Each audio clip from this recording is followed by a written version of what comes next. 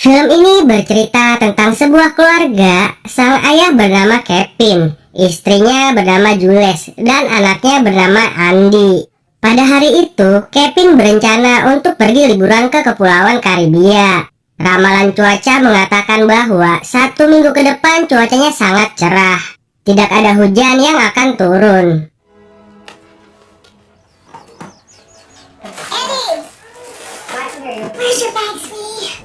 Sebelum berangkat, Andy bercerita bahwa temannya yang baru berumur 6 tahun diizinkan untuk mengendarai jet ski sendirian oleh ayahnya.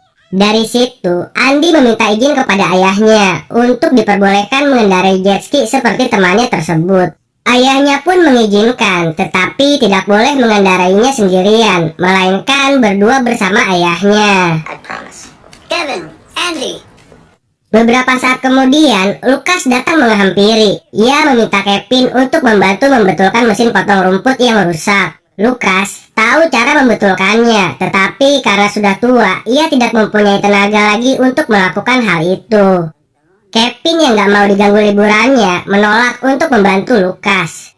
Lucas memberikan pesan kalau di Karibia semua bisa dilakukan asal ada uangnya.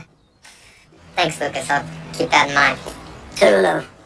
Dan Andy pun langsung bergegas pergi liburan ke Karibia.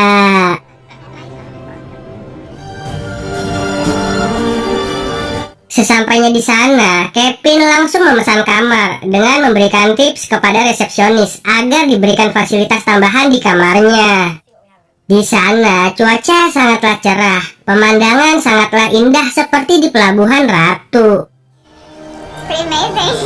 It's pretty good. Sampai keesokan harinya, pagi-pagi, Kevin yang ingin mewujudkan impian anaknya mendatangi tempat penyewaan jet ski. Tetapi, sangat disayangkan, tidak ada jet ski yang tersisa karena sudah disewa semua. Kemudian, Kevin disarankan untuk menyewa perahu milik orang lokal. You see a bunch of guys and they have all kinds of boats. Alright? Di sana, para pemilik perahu bersaing untuk dipilih. Yang pada akhirnya, Kevin memilih perahu yang berwarna merah dengan harga sewaan sebesar $200 selama 3 jam. Thank you very much. You need my license? Get it, come on. Kevin memberikan SIM kepada pemilik perahu sebagai jaminan, tetapi sang pemilik perahu tersebut tidak memerlukannya. Karena jika Kevin membawa kabur perahu miliknya, ia bisa mendapatkan uang dari perusahaan asuransi. Show level up and that's it. You ready to go? Have a good trip. Perjalanan pun dimulai. Andy terlihat bahagia walaupun gak naik jet ski. Ia tetap bersyukur karena bisa bersama-sama dalam perahu tersebut dengan ayah dan ibunya. Di tengah perjalanan, ada perahu yang menggunakan mesin turbo melaju sangat kencang. Kevin yang ingin menunjukkan kalau perahu yang disewanya itu juga kencang, langsung melaju dengan kecepatan penuh. Colin never went this fast.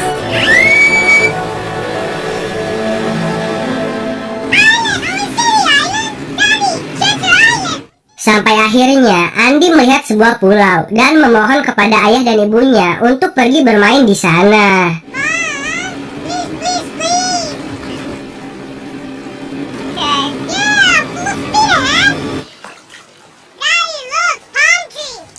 Kevin bersama Andy berjalan-jalan di pulau tersebut, sementara ibunya membaca buku di bawah teriknya sinar matahari. Dan waktu makan siang pun tiba. Mereka yang merasa lapar berencana untuk kembali ke hotel. Pada saat ingin menyalakan mesin perahu, berkali-kali mesinnya dibetot, tetapi tidak nyala juga.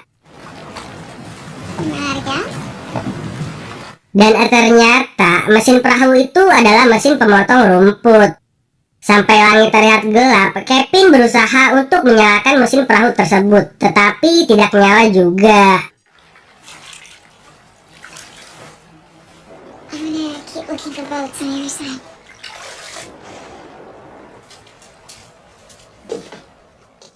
Satu hari pun sudah berlalu.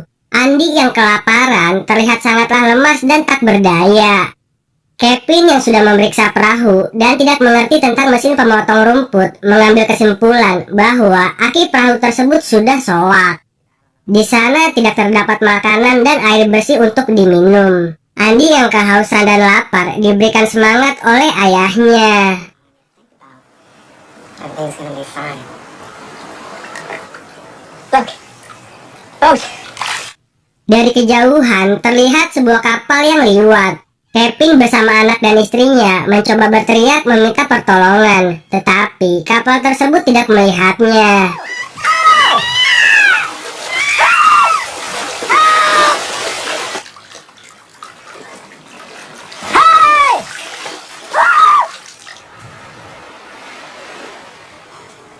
Sampai akhirnya mereka bermalam lagi di pulau tersebut.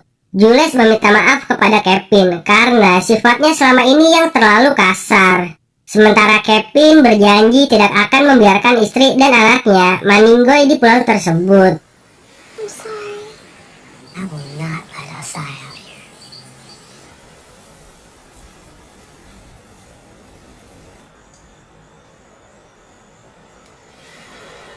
Di pagi hari saat terbangun, Kevin yang berprofesi sebagai dokter mengetahui kalau jantung anaknya lemah.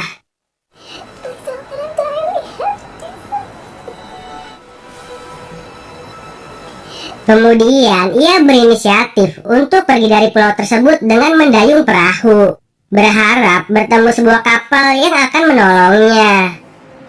I love you. Baby, I'm sorry.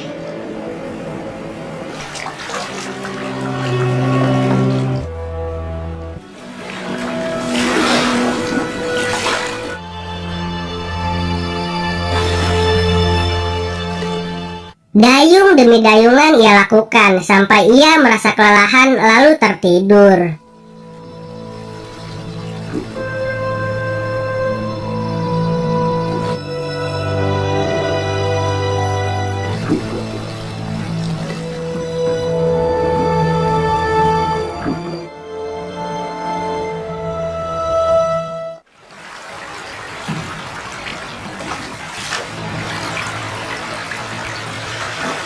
Sampai ia terbangun, perahu tersebut kembali lagi ke pulau tempat mereka terdampar.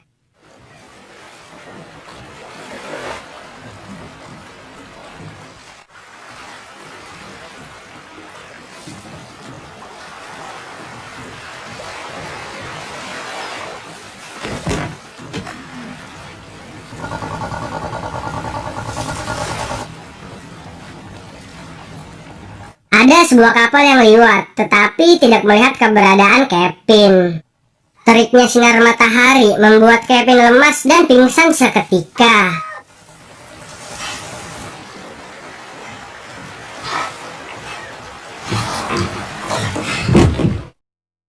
Beberapa saat kemudian datang seorang pria tampan. Pria tampan tersebut adalah nelayan yang kebetulan lewat. Nelayan tersebut langsung memberikan aqua kepada Kevin dan anak istrinya. It's fresh water. Jules. I'm a doctor. Skin is thin there. It'll suck in the moisture. I'll put it on your neck. Put it on your neck. Exactly. Okay.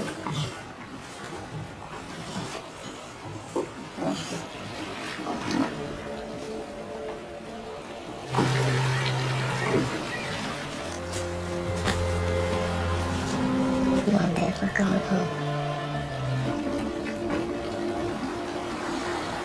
Saat nelayan itu membantu menggotong Jules yang sudah lemah tak berdaya, ia meminta sebuah imbalan untuk menyelamatkan nyawa Kevin bersama anak dan istrinya, yaitu uang sejumlah $1 juta. I want $1 million.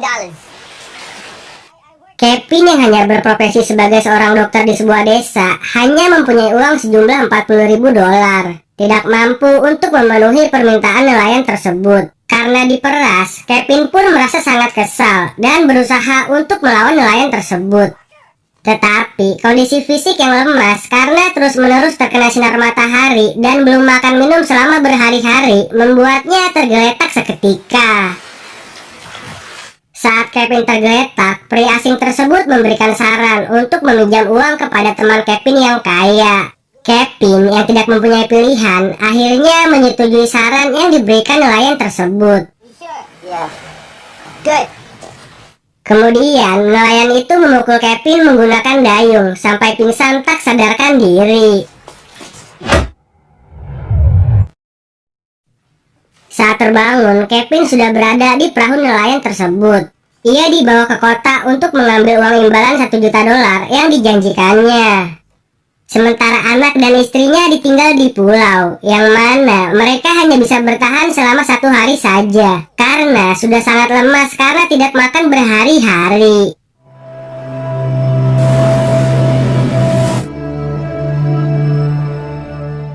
I am the only one who knows where your family is. There are thousands of islands back there.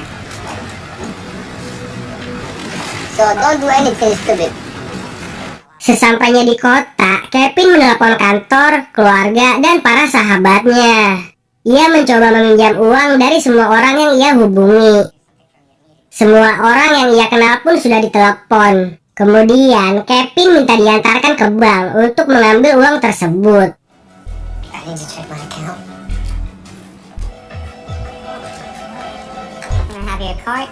Thank you, Mr. Riley. Dari uang transferan yang sudah terkumpul, ia hanya mendapatkan uang sejumlah $193.000. Dari situ, Kevin mengancam dikarenakan di sana terdapat ribuan pulau dan hanya nelayan tersebut yang mengetahui keberadaan pulau tempat istri dan anaknya. Jika nelayan itu tidak memberitahukan, maka hidupnya akan dibuat hancur oleh Kevin.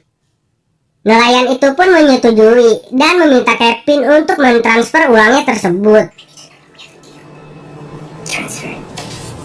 Tak lama kemudian, mereka kembali ke pulau tempat istri dan anak Kevin terdampar. Saat Kevin masuk ke dalam ruang kemudi perahu, nelayan itu menjebaknya dengan mengunci Kevin di ruangan kemudi perahu. Nelayan tersebut menggunakan perahunya, sementara Kevin mengikutinya dari belakang untuk sampai di pulau tujuan.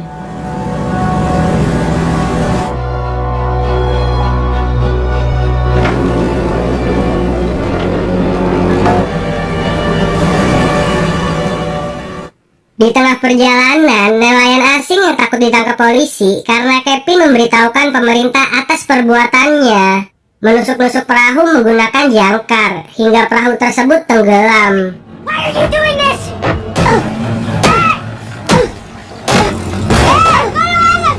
You got the money!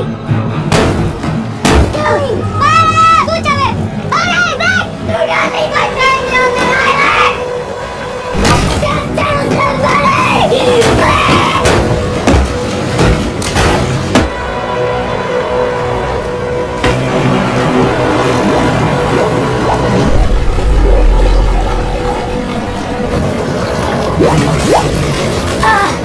Dari dalam perahu yang tenggelam, Kevin yang ingat akan istri dan anaknya berjuang untuk keluar dari ruang kemudi perahu hingga ia berhasil keluar dari jendela perahu tersebut.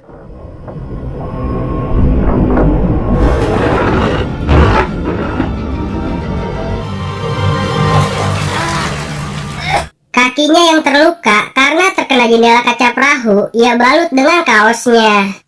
Kemudian ia diselamatkan oleh perahu mewah yang kebetulan lewat.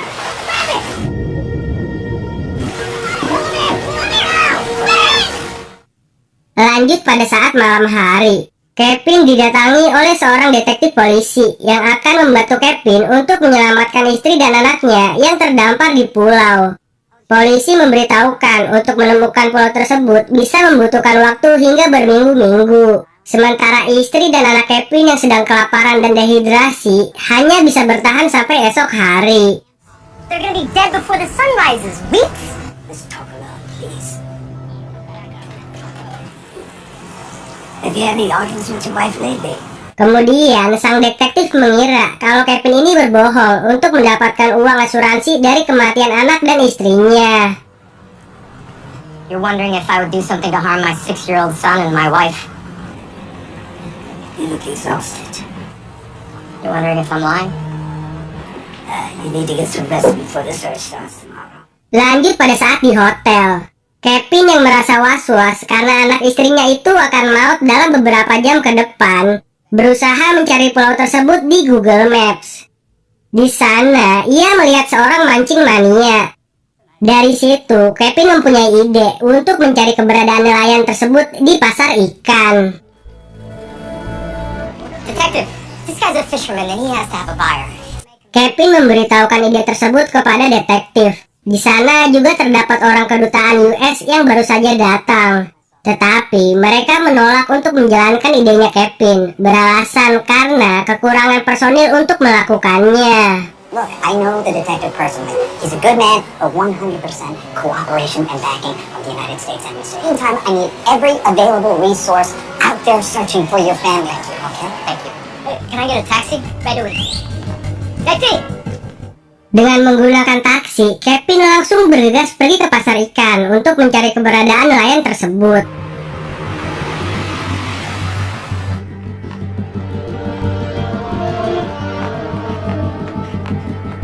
Sesampainya di sana, Kevin bertemu dengan pria asing. Kevin diberitahukan jika ingin mendapatkan informasi, Kevin harus mencari orang yang bernama Roger. These guys are brown bag. Thanks.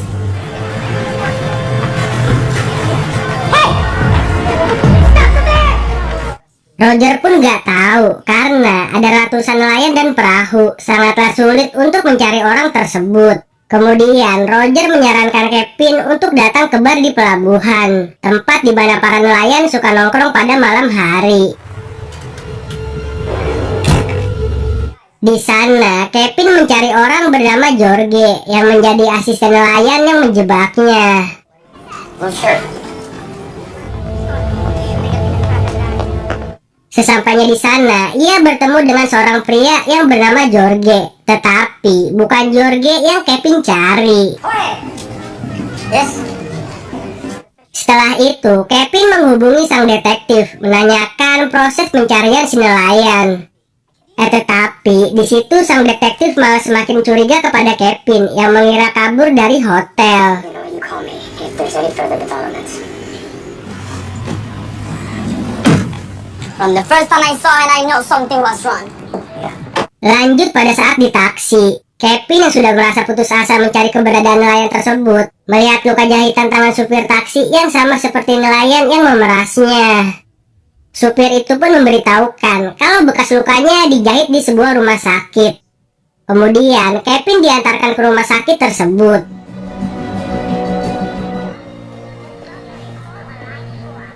Di rumah sakit, Kevin berpura-pura mengobati luka di kakinya. Di sana, ia menceritakan semua yang sudah terjadi pada dirinya. Lalu meminta informasi tentang seorang nelayan yang pernah dijahit pada bagian tangan. Dokter itu pun gak mau memberikan informasi karena peraturan rumah sakit yang harus melindungi data pasien. Tetapi pada saat Kevin memperlihatkan foto anak dan istrinya, dokter itu pun luluh dan membantunya dengan cara pergi keluar ruangan sebentar.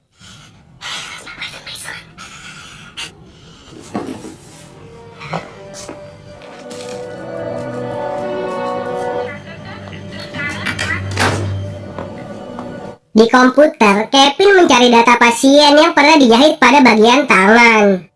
Dan akhirnya, nelayan kampretos itu ia temukan. Namanya Miguel Caba. Kevin mengambil sebuah pisau bedah lalu langsung bergegas ke rumahnya si Miguel.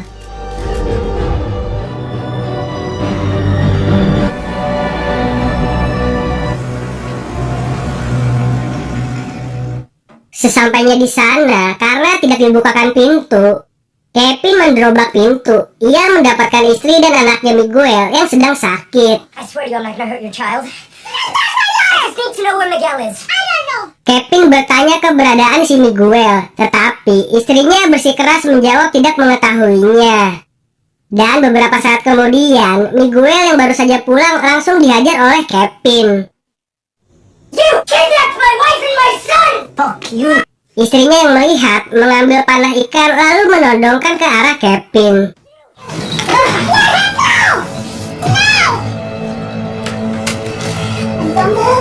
Anak Miguel yang tiba-tiba nongol langsung dijadikan sandera. Dan panah ikan pun tak sengaja kepencet.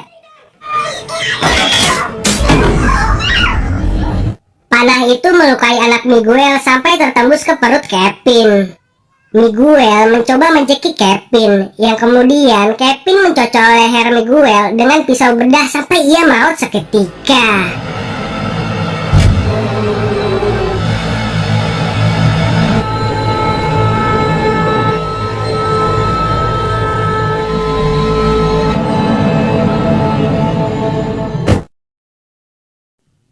Saat terbangun, Kevin sudah berada di rumah sakit dengan tangannya yang diborgol. Di situ, detektif mengira kalau semua yang diceritakan Kevin adalah bohong demi mendapatkan uang dari perusahaan asuransi. Orang kedutaan US juga sudah tidak bisa membantu Kevin lagi, dan Kevin terjerat kasus pembunuhan.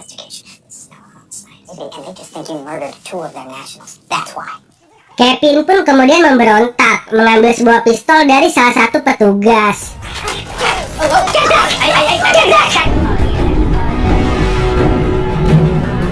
Dengan luka di kaki dan perutnya, Kevin berlari kabur dari rumah sakit.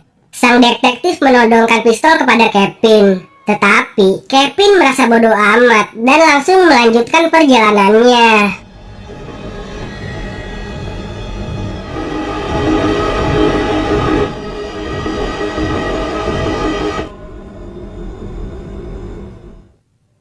Matahari pun sudah terbit, menunjukkan kalau waktu untuk istri dan anaknya untuk bertahan hidup sudah tidak lama lagi.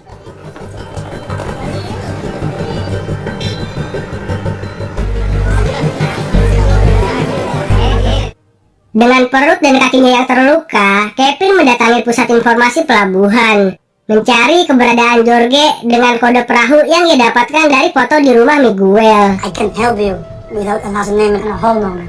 GPC 9243. Gel Caba is his name. Tapi sayangnya perahu yang disewa oleh Miguel sudah berakhir, yang mana Jorge sudah tidak berada di tempat parkir perahu tersebut. Dengan keadaan yang putus asa, Kevin duduk di pinggiran pantai. Beberapa saat kemudian, Kevin yang melihat om-om sedang nelpon mempunyai sebuah ide.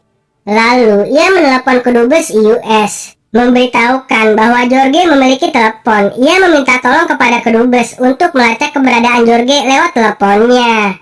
Yang mana Kevin mau menyerahkan diri jika Jorge dibawakan kepada Kevin. Don't do anything rash. Okay? Mr. Riley. Di tempat pertemuan, Kevin yang melihat sang detektif bersama intelnya berjaga-jaga. Kemudian, Kevin menelponnya. Sang detektif memberitahukan pada saat Jorge ditelepon, ia ketakutan lalu langsung mematikan teleponnya. Mungkin saja ia sedang dalam perjalanan kabur ke luar pulau. Kevin!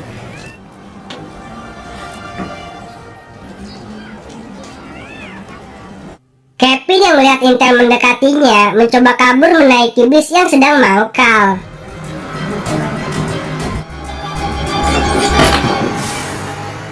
Di dalam bis tersebut, Kevin yang bersedih karena tidak bisa menyelamatkan istri dan anaknya. Dengan secara kebetulan, ia melihat Jorge yang sedang duduk anteng di belakang.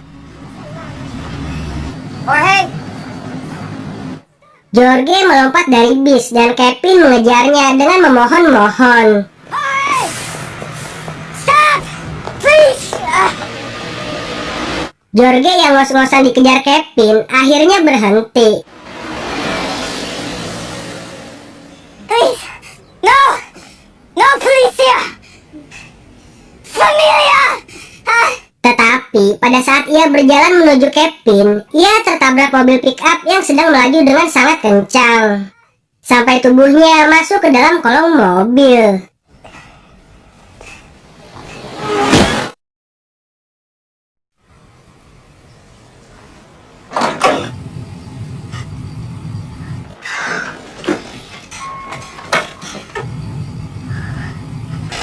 Move it, few feet forward.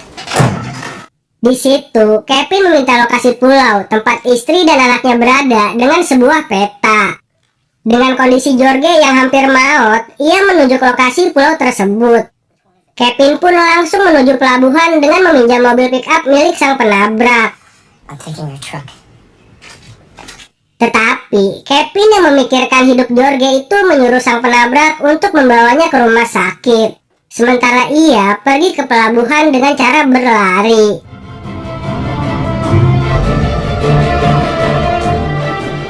Sambil menahan rasa sakit di perutnya, langkah demi langkah ia langkahi sampai akhirnya ia sampai di pelabuhan. Di sana, ia minta diantarkan oleh Pak Tua yang memiliki sebuah perahu. Tetapi, bensinnya habis dan baru bisa jalan mungkin setelah maghrib. Sampai akhirnya, Kevin menemukan anak muda yang memiliki speedboat. Pemuda itu meminta bayaran sebesar $5.000 untuk mengantarkan Kevin. Kevin menyetujuinya, tetapi baru akan bisa membayarnya besok. Pemuda itu nggak mau, dan akhirnya Kevin menodongkan pistol dan mendor-dorkan pistolnya ke udara.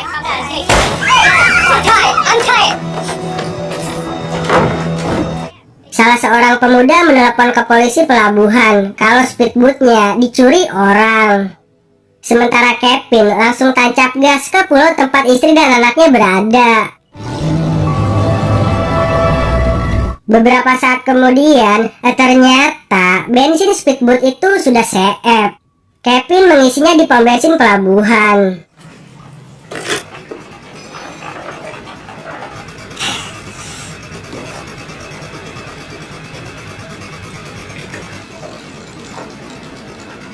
Saat ia mengisi bensin, polisi pelabuhan melihat, lalu mengejarnya.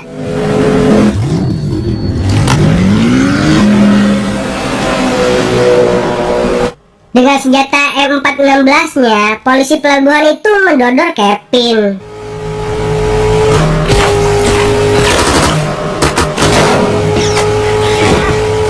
Kevin yang baru menyadari kalau speedboatnya itu memiliki mode turbo, langsung menarik tuas tersebut. Para polisi pelabuhan pun tertinggal di belakang dan tidak mampu mengejarnya.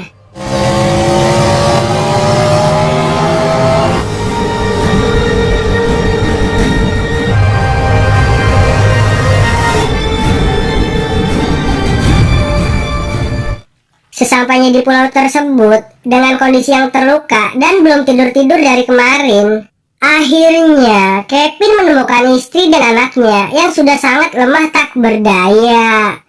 Kevin membuat napas buatan kepada Andy yang sudah tidak bernapas.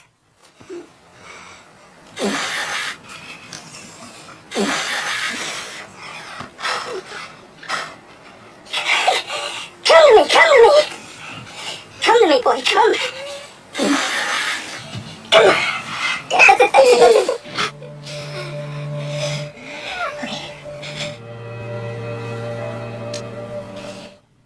Kemudian, Andy digotong naik ke dalam speedboat. Lalu, pada saat Kevin berusaha menggotong istrinya, fisiknya yang lemah membuatnya kelayangan dan tergeletak begitu saja di hamparan pasir pantai.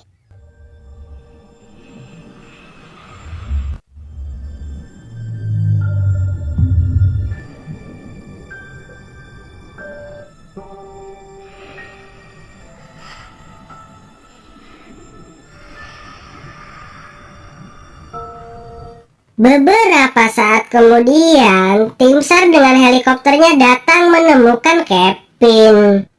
Yang ternyata speedboat yang dicuri Kevin itu memiliki sebuah GPS yang dilacak oleh para polisi. Dan cerita pun tamat dengan ending yang sangat kentang. Gimana nih menurut kalian tentang film ini? Komen di bawah ya. Dan jangan lupa untuk subscribe dan nyalakan loncengnya. Sampai jumpa di video selanjutnya. Bye bye. Once again.